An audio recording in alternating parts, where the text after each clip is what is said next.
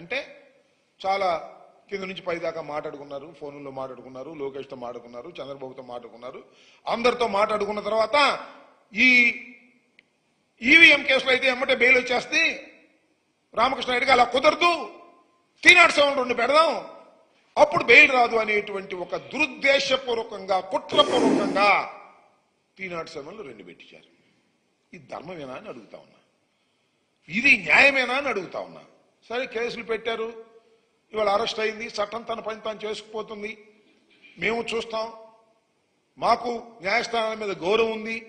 ఇవాళ మీరు అరెస్ట్ చేశారు, కోర్టులో ప్రొడ్యూస్ చేశారు, కోర్టుకు మేము వెళ్తాం, జిల్లా కోర్టుకు వెళ్తాం.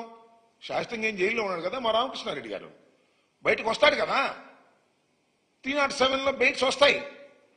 కాకపోతే ఇట్ మే టేక్ టైం. మమ్మల్ని ఏదో ఒక విధంగా ఇబ్బంది పెట్టాలి, కక్ష సాధించాలి, వరుసనే గెలుస్తున్నటువంటి రామకృష్ణారెడ్డి మీద కక్ష సాధించాలనే ఏకైక దురుద్దేశంతో ఈ కథ అంతా నడుస్తూ ఉన్నదనేది మా ఉద్దేశం, మా ఆవేదన అని మనం చేస్తున్నాం. నేను తీసుకెళ్లారండి, మొన్న మా నాన్నగారు చెప్పాడు, ఒక ఫేక్ న్యూస్ ఫ్యాక్టరీ, ఫేక్ న్యూస్లన్నీ కూడా కలిసి ఆ ఫ్యాక్టరీలో రిలీజ్ చేస్తుంటారు. రామకృష్ణారెడ్డి గారిని అరెస్ట్ చేసి సొంత కారులో తీసుకెళ్లటం పట్ల విమర్శలు వచ్చాయంట.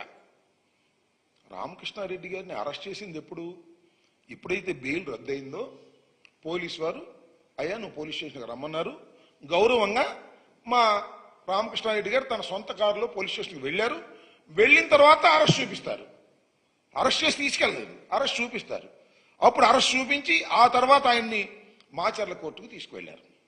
రాత్రి అర్ధరాత్రి 12ంటికి మాచర్లో ప్రొడ్యూస్ చేశారు.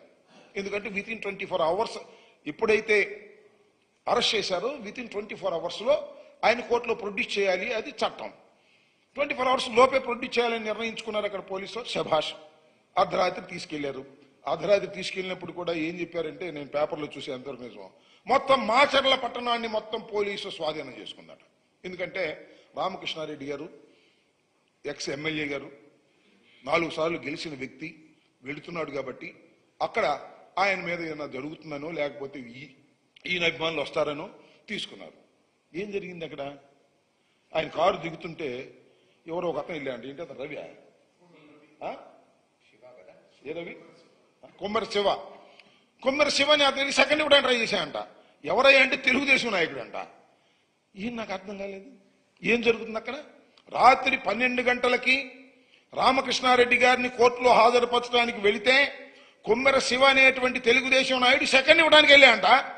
అది చూసా నేను, విజువల్ ఎవరో పెడితే ఆయనకి వ్యతిరేకంగా స్లోగన్స్ ఇస్తున్నారు. 10 మందో 20 మందో కనపడుతున్నారు, ఇంకెంతమంది ఉన్నారు? ఏంటిది నాకు అర్థం కాల. ఇది ఒక కక్ష సాధింపు చర్య. అరెస్ట్ చేశారు, ప్రొడ్యూస్ చేశారు, నెల్లూరు జైలుకి పంపించారు. This the routine course, we will face it. తప్పనిసరిగా తెలుగుదేశం ప్రభుత్వం వచ్చిన తర్వాత ఇలాంటి కష్టాలు మాకు ఉండవని మేము అనుకుంటామా? అనేక ఫాల్స్ కేసులు పెడతారు, ఇది మొదలు కాదు, ఇంకా పెడతారు, మాకు తెలుసు. ఇంకా పెట్టి మమ్మల్ని వేధించడానికి ప్రయత్నం చేస్తారు. మరింతగా రాటు తేలుతాం, దానిలో ఏ విధమైన సందేహం లేదు. మరింతగా రాటు తేలుతాం, లీగల్ గా ఫైట్ చేస్తాం, ఎంత దూరమైనా వెళ్తామనే విషయాన్ని కూడా ఈ సందర్భంగా నేను చెప్పదలుచుకున్నా. ఇలా ఫాల్స్ న్యూస్ రాసి వ్యక్తిగతంగా వ్యక్తిత్వ హననానికి దారి తీసేటటువంటి ప్రయత్నాలు మీరు చేస్తున్నారు. ఇది సరైనటువంటి విధానం కాదు అనేది చాలా స్పష్టంగా ఇవాళ మేము చెప్పదలుచుకున్నాం. పిన్నెల రామకృష్ణారెడ్డి గారు అరెస్ట్ అయ్యారు. చట్ట ప్రకారంగా దానికి కావాల్సినటువంటి అన్ని విషయాలను కూడా మేము జాగ్రత్తగా తీసుకుని ముందుకు వెళతామనేది కూడా ఈ సందర్భంగా మనం వచ్చాం. అంతకుముందు కూడా పిన్నెల రామకృష్ణారెడ్డి గారి భార్య మీద దాడి చేశారు. వరుసనే దాడులు చేసి ఏదో ఒక విధంగా భయకంపితులు